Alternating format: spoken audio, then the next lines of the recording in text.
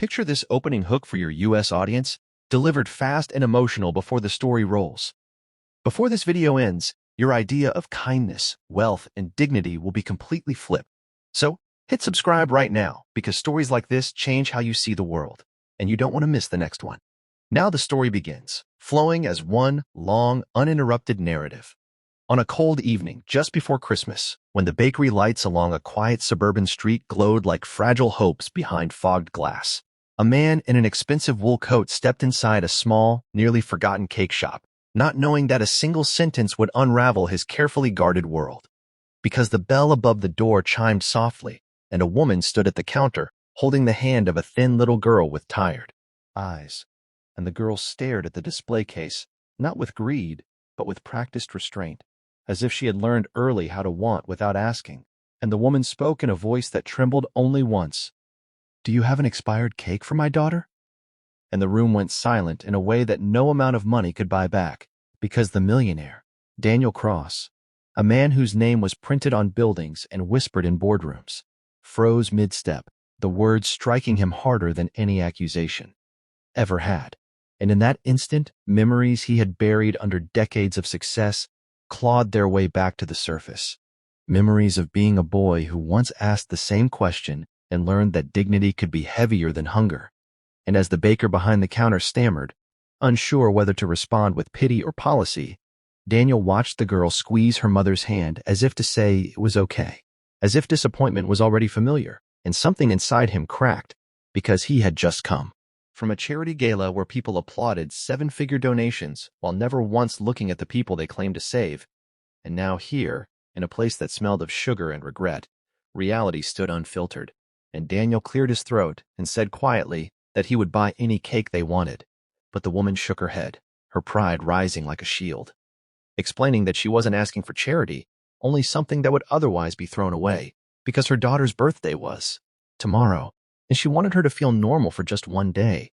And Daniel felt a strange heat behind his eyes as the girl looked up at him, not knowing who he was, not knowing how many lives he controlled with a signature, and asked with innocent curiosity if expired cakes tasted different. And he laughed softly, a sound he hadn't made freely in years, and told her that sometimes the best things were the ones people thought had no value left, and he bought the freshest cake in the store anyway, insisting it was a mistake on the register so no one would feel indebted. And when they left, he stood alone, staring at the door long after it closed, because the sentence, "expired cake," echoed louder than stock tickers and applause. And that night he couldn't sleep, replaying the moment again and again, remembering his own mother counting coins at a counter just like that, remembering how humiliation had shaped his ambition into armor. And the next morning, instead of going to his office, Daniel returned to the bakery, asking about the woman, learning her name was Maria, learning she worked 2 jobs, learning her husband had died in an accident the company Daniel owned years ago had quietly settled out of court, and the realization hit like a delayed explosion, because his wealth, his security, had been built on layers of distance that hid consequences. And Daniel tracked Maria down not to offer money, but to listen, sitting at her small kitchen table while her daughter Lily played with the birthday cake topper like it was treasure.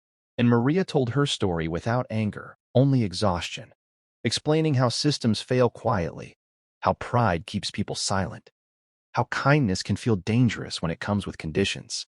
And Daniel left that apartment changed, launching an internal investigation that uncovered cost-cutting decisions that had compromised safety years ago, decisions approved by people he trusted. And as the truth surfaced, so did backlash lawyers, warning him, board members threatening him, media circling like vultures when he announced a fund not in his name, but in the names of workers and families affected. And just when it seemed like redemption might be possible, a twist emerged when documents revealed Daniel himself had signed an early memo that indirectly led to the fatal shortcut, though he had no memory of it. And the guilt nearly destroyed him, because this wasn't about writing checks anymore, it was about accountability. And the public turned on him overnight, calling his actions performative. Calling his remorse too late, stock prices plummeting, friends vanishing. Yet Maria stood by him in a quiet way, telling him that what mattered wasn't whether he fell, but whether he stayed down. And Daniel resigned as CEO, testifying openly, accepting blame, losing nearly everything he had built. And months later, when the storm passed and the headlines moved on, he opened a small foundation bakery in that same neighborhood, employing single parents, offering food with no questions asked. And on Lily's next birthday, Daniel watched her blow out candles on a cake she helped bake herself, laughing freely now.